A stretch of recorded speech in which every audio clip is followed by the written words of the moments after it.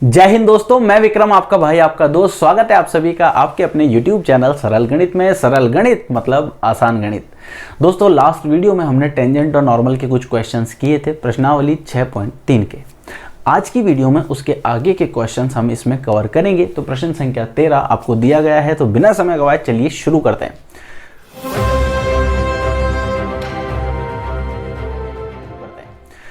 Question आपको दिया है एक्स स्क्वायर बटा 9 प्लस वाई स्क्वायर बटा 16 बराबर 1। ये एक वक्र दी गई है और आपको दो कंडीशन दी है कि एक्स अक्ष के समांतर और वाई अक्ष के समांतर। क्वेश्चन में आपको एक बार बता देता हूं। एक आपके पास कर्व है, एक वक्र है, उस पर एक बिंदु है, उस बिंदु से एक स्पर्श रेखा जा रही है। ठीक है, मान लीजिए मैं इसको थोड़ा सा समझाने के लिए बता देता हूं आपको। ये एक वक्र है, इस वक्र के एक बिंदु है। इस बिंदु, मैंने एग्जाम्पल के तौर पे बनाया है डायग्राम। ठीक है, इस बिंदु से एक स्पर्श रेखा जा रही है। ठीक, अब हो सकता है वो बिंदु यहाँ हो, यहाँ हो, यहाँ हो, यहाँ हो, कहीं पर भी हो सकता है, कोई जरूरी नहीं है। आपको तो उस बिंदु के निर्देशांक ज्ञात करने हैं। अब मान लीजिए कोई बिंदु है, उससे एक स्पर्श रेखा इस तरह से जा रही है। ठीक, अब वो रेखा जो है वो पहले बार तो क्या है कि एक बार तो एक्स अक्ष के समांतर है और एक बार वाई अक्ष के समांतर है। तो आपको क्या निकालना है? आपको उस बिंदु के निर्देशांक निकालना है।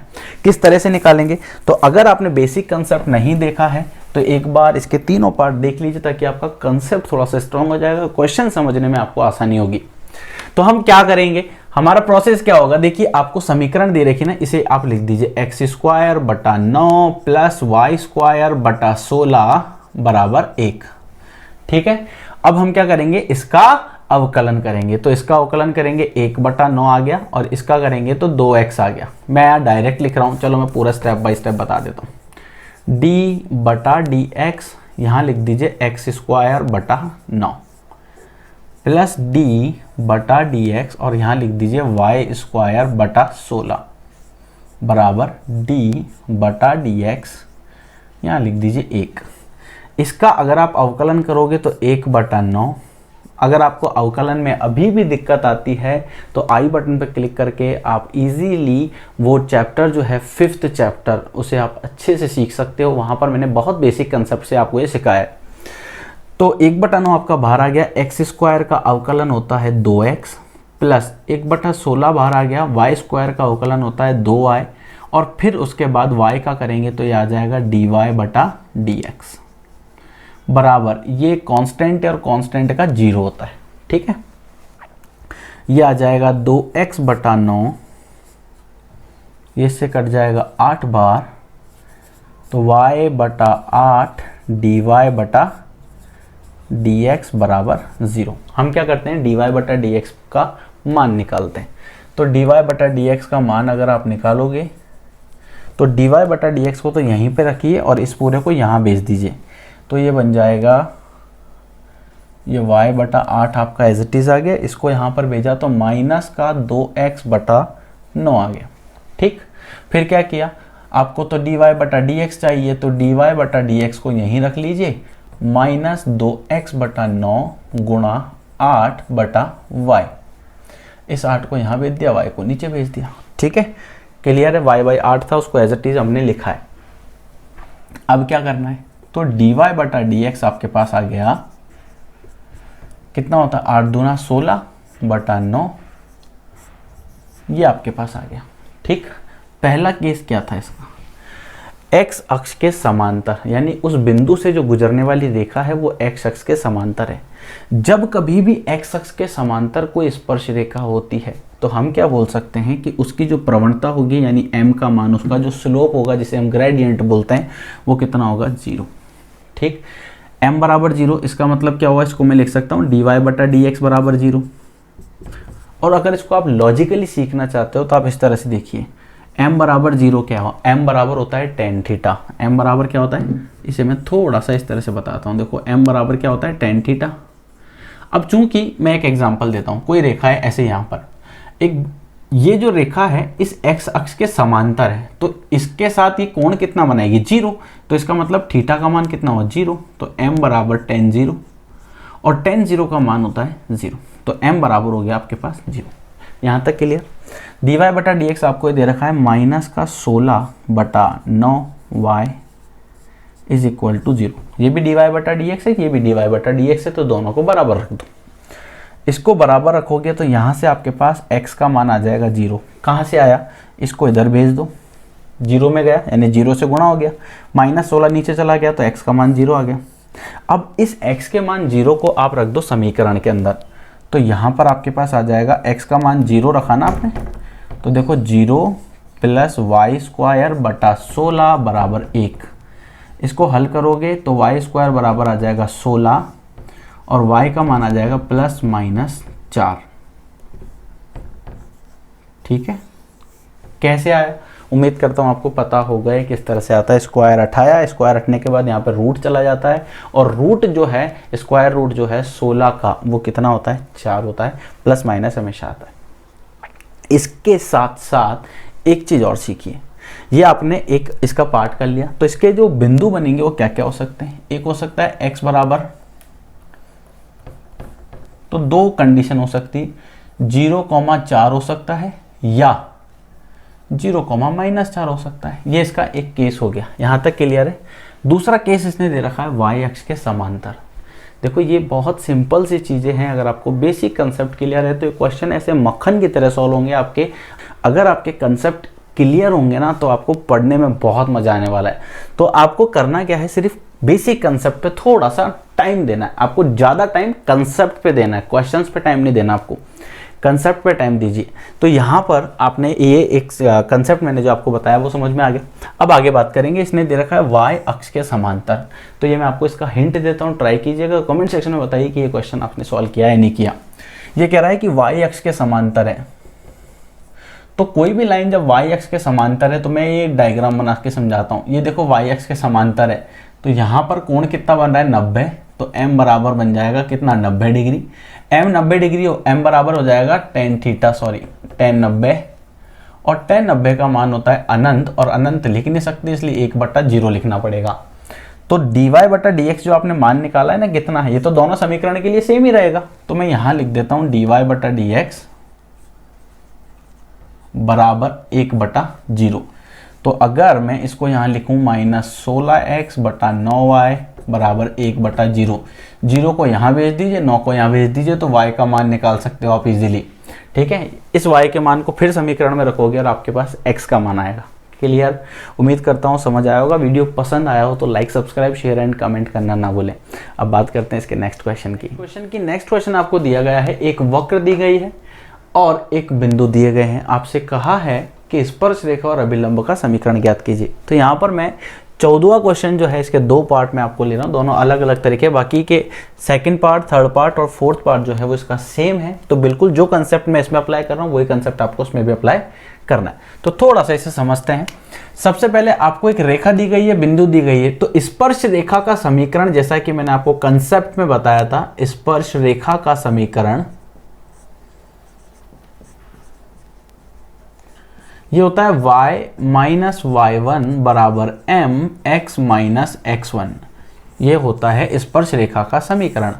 आपको पता है y1 और x1 आपको दे रखे हैं, ठीक है। आपको क्या नहीं पता, आपको m नहीं पता, जो क्या है स्पर्श रेखा की प्रवणता, जिसे हम स्लोप बोलते हैं। अब m आपको नहीं पता तो हम क्या करेंगे, आपको सिंपल सा कंसेप्ट करना है। क्या, m निकालने के लिए हम क्या करेंगे, dy बटा dx निकालते हैं। dy बटा dx बराबर इसका निकाल रहे हैं ना, तो ये कितना हो जाएगा, 4x की घात 3 6 18x स्क्वायर 13 दूना 26 x माइनस 10, 5 का तो 0 हो गया। फिर उसके बाद किस बिंदु पर निकालना है, स्पर्श रेखा निकालनी है हमें इस बिंदु पर, यानी कि 0 और 5 पर। तो x बराबर 0 रख दो और y बराबर 5 रख दो। तो x बराबर तो इसमें 0 ही रख सकते हैं क्योंकि y तो इसमें कहीं पर है नहीं। अगर इसमें 0 रखा तो ये 0, ये 0 और ये भी 0, बचेगा सिर्फ माइनस का 10। तो इसका मतलब हुआ कि स्पर्श रेखा की जो प्रवणता है वो इस बिंदु पर कितनी हो गई, -10। यहाँ तक क्लियर आया। ये मैंने आपको बेसिक चीज बताई है कि -10 जो है इसकी स्पर्श रेखा की प्रवणता हुई। तो हम इससे समीकरण निकाल सकते हैं। अब कैसे, y माइनस y1 कितना है आपके पास, 5 बराबर m का मान कितना आया, -10, और x माइनस x1 कितना है, 0। तो ये आ जाएगा y माइनस 5 बराबर माइनस 10x। इसको अगर मैं यहाँ पर ले जाता हूँ तो ये 10x प्लस वाई माइनस 5 बराबर 0 आ जाएगा। ये स्पर्श रेखा का समीकरण हुआ। क्या हुआ? स्पर्श रेखा का समीकरण।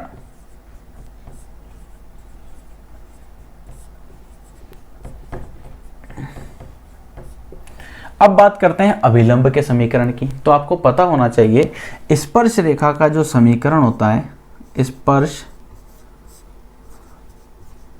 रेखा का या स्पर्श रेखा की जो प्रवणता है, तो इसको मैं थोड़ा सा शॉर्ट में लिख रहा हूं, प्रवणता।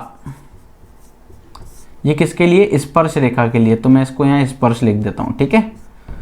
स्पर्श रेखा की जो प्रवणता है और गुणा किसकी प्रवणता? अभिलंब की प्रवणता। अभिलंब की प्रवणता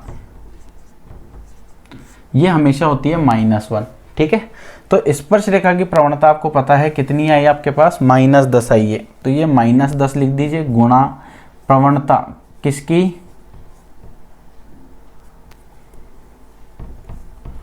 ये आपके पास प्रवणता हो गई अभिलंब की,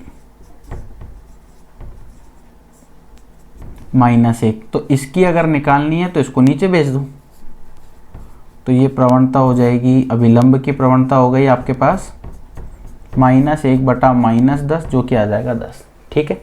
अब इसकी समीकरण निकालनी है तो सिंपल सा y माइनस y1 तो आपके पास सेम है, बराबर। अब यहाँ पर जो प्रवणता आएगी ना वो किसकी आएगी? अभिलंब की प्रवणता, जो कि कितनी है? 1/10। और यहाँ लिख दो x माइनस x1 का मान कितना है आपके पास? 0। इसको अगर मैं सॉल्व करूंगा तो y माइनस 5 बराबर x/10, इस 10 को यहाँ भेज दो तो 10y माइनस 50 बराबर x। तो ये हो जाएगा x माइनस 10y प्लस 50 बराबर 0। ये आपके पास स्पर्श, ये आपके पास अभिलंब का समीकरण आ गया। उम्मीद करता हूँ आपको समझ आ रहा होगा। वीडियो पसंद आ रहा हो तो like, subscribe, share and comment करना ना भूलें। सबसे पहले अगर आपको अभी भी डाउट होता है तो नीचे मेरा व्हाट्सएप नंबर चल रहा है, वहाँ पर मुझे मैसेज कर सकते हो कि सर इस पर्टिकुलर पॉइंट पर मुझे अभी भी ये चीज़ समझ में नहीं आई। मैं वापस बताता हूँ, एक बार ध्यान से देखना एक एक पार्ट। मैं इनके क्वेश्चंस को पार्ट में इसीलिए करा रहा हूँ ताकि आप क्वेश्चंस की प्रैक्टिस मैक्सिमम करो। जितनी ज़्यादा प्रैक्टिस करोगे उतना ज़्यादा अच्छा परफॉर्मेंस दोगे।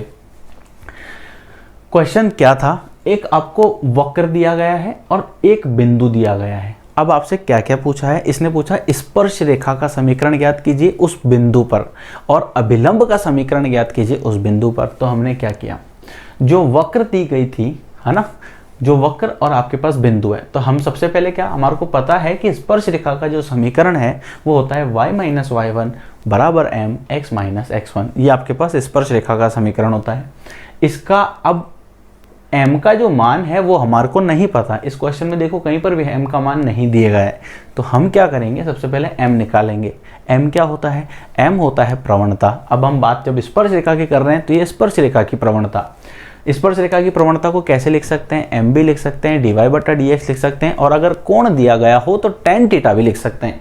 तो dy बटा dx जब हमने इसका निकाला, यानी कि x के सापेक्ष जब इसका अवकलन किया, तो ये x की घात 4 है तो 4x क्यूब आ गया। इसका कितना हो जाएगा? 18x square. इसका हो गया 26x, ये हो गया 0, और 5, ये आपके पास 5 का हो गया 0, और माइनस 10x आपके पास एज इट इज आ गया।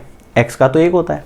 आगे देखो, अब हमारे को इस बिंदु पर प्रवणता निकालनी थी, तो हमने क्या करा, dy बटा dx और वो बिंदु रख दिए। जब हमने बिंदु रखे तो आपको -10 प्राप्त हुआ। ये -10 क्या था? ये -10 आपके पास स्पर्श रेखा की प्रवणता हो गई। यहाँ तक क्लियर हुआ? फिर हमने क्या किया, अब ये जो मान हमने दिया इसको हमने इस समीकरण में रखा है। इससे आपके पास एक समीकरण बन गई, वो बनी स्पर्श रेखा की समीकरण। अब बात आती है कि अभिलंब की समीकरण बनानी है। तो अभिलंब की समीकरण बनाने का सिंपल कंसेप्ट क्या है? स्पर्श रेखा की प्रवणता, अभिलंब की प्रवणता बराबर -1 होता है। तो इसकी स्पर्श रेखा की प्रवणता तो हमारे को पता है, ये -10, तो हमने इसको नीचे भेज दिया। तो आपके पास अभिलंब की प्रवणता आ जाएगी 1/10। समीकरण दोनों के लिए सेम है, बस फर्क सिर्फ प्रवणता का है। जब स्पर्श रेखा की बात करेंगे तो ये m स्पर्श रेखा की प्रवणता है, जब अभिलंब की बात करेंगे तो ये जो m है वो स्पर्श अभिलंब की प्रवणता है। ठीक है, तो इस तरह से आपने मान निकाला, फिर वापस इसी समीकरण में m की जगह हमने ये रख दिया।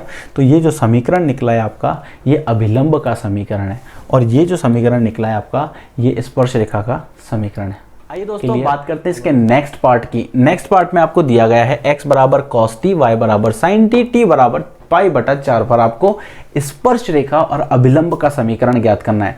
तो थोड़ा सा आपको इसमें ध्यान से करना होगा क्वेश्चन को, क्योंकि आपको पता है स्पर्श रेखा के समीकरण का सूत्र होता है y माइनस y1 बराबर m, इधर आ जाएगा x माइनस x1, ये आपके पास होता है, जिसमें m जो है वो स्पर्श रेखा की क्या होती है, प्रवणता।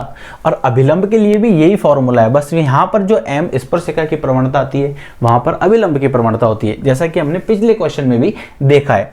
अब यहाँ पर x1 और y1 क्या है, x1 और y1 ये दोनों पॉइंट है, लेकिन पता कैसे पड़ेगा ये x1 y1, क्योंकि इसने क्या कहा, t बराबर 4 पर, पाई बटा 4 पर निकालनी है।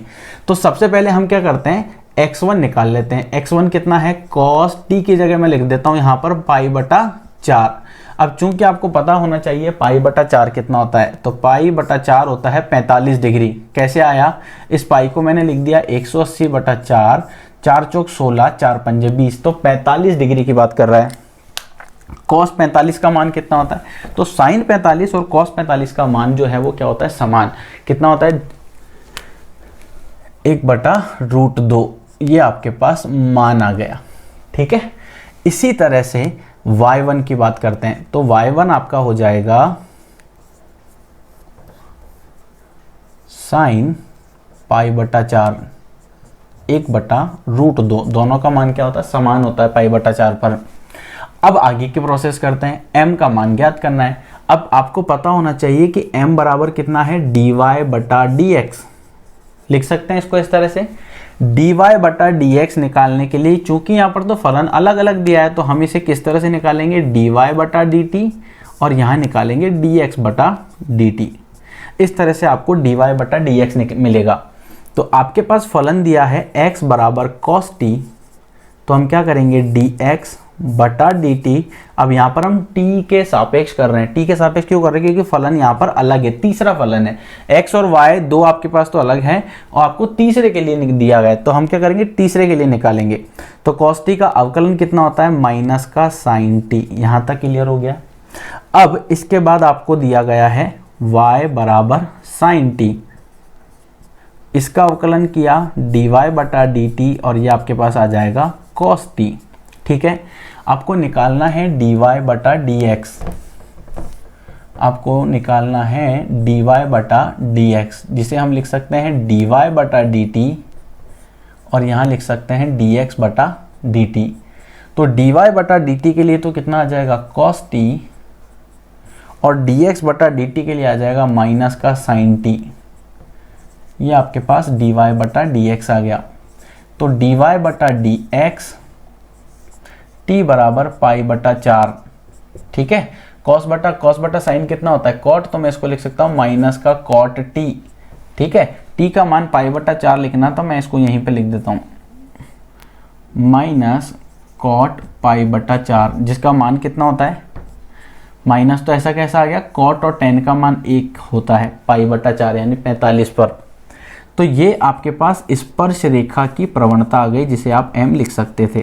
ठीक है, तो समीकरण क्या बन जाएगी, तो स्पर्श रेखा का समीकरण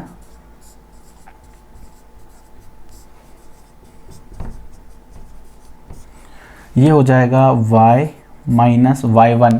y1 कितना है आपके पास, मैंने यहाँ लिख दिया है 1/√2 बराबर m का मान कितना है, -1, और ये आ जाएगा x माइनस x1 कितना है, 1/√2। एलसीएम लोगे तो ये तो बच गया √2y माइनस 1। किसी को एलसीएम लेना नहीं आता हो तो प्लीज़ शर्माए नहीं, और कमेंट सेक्शन में बता दें कि सर एलसीएम हमें नहीं आता, तो उसके लिए भी एक अच्छी सी वीडियो बना दी जाएगी। तो यह जाएगा माइनस का x minus minus plus 1/√2। LCM लोगे अगर इसका, तो इधर तो आपके पास आ गया √2y माइनस 1/√2 बराबर, यह आ जाएगा -√2x प्लस 1/√2। ये कैंसिल हो गया, इसको इधर ले आओगे तो ये बन जाएगा √2x प्लस √2y माइनस 1, और ये भी इधर आ जाएगा -2 बराबर 0। ये आपके पास आ गया स्पर्श रेखा का समीकरण।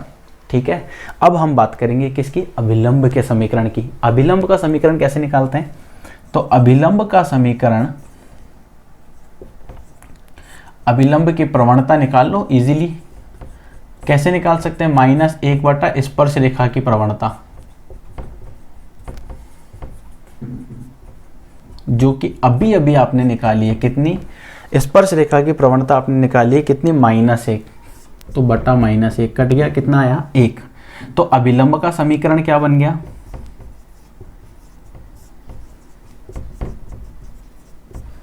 y माइनस y1 कितना है 1/√2 बराबर m कितना है 1, x माइनस x1 1/√2। दोनों को सॉल्व कर लो तो ये बन जाएगा √2y माइनस 1/√2, √2x माइनस 1/√2। ये √2 से √2 कट जाएगा तो ये बच गया √2x माइनस √2y, और ये दोनों माइनस के ही हैं। तो यहाँ पर हमने इसको, अच्छा ये बाहर माइनस से मल्टीप्लाई हो गया था, ठीक है।